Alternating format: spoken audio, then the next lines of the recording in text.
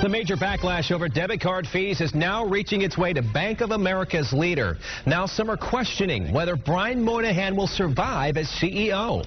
Experts we talked to say his job is on the line tonight. Thanks for joining us. I'm Scott Wickersham. I'm Erica Bryant. The problems continue up and the protests persist at Bank of America nearly a week after it announced those new debit card fees.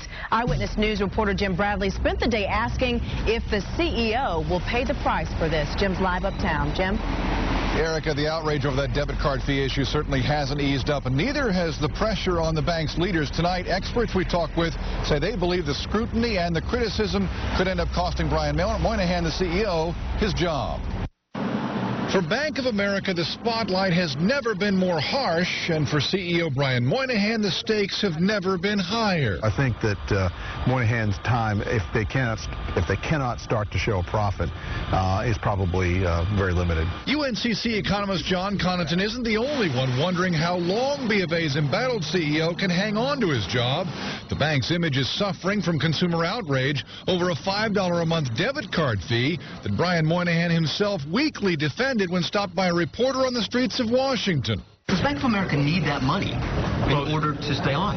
The fee is meant so we can provide the great services we provide to our clients. Today, the bank took out this full-page newspaper ad touting its contributions to the community, but today also brought a highly publicized protest outside a bank branch in Washington where a 22-year-old named Molly Catchpole delivered more than 100,000 signatures on a petition demanding Bank of America cancel that debit card fee. I oppose their $5 debit card fee.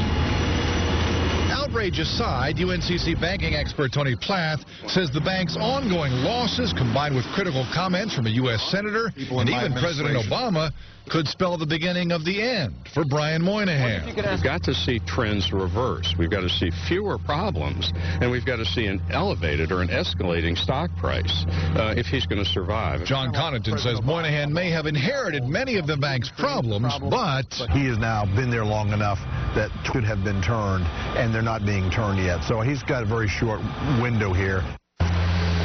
Both John Connaughton and Tony Plath told me today they believe Brian Moynihan can survive if he can find a way to get the bank's stock price elevated consistently, but they both admit they won't be surprised if he's gone before that happens.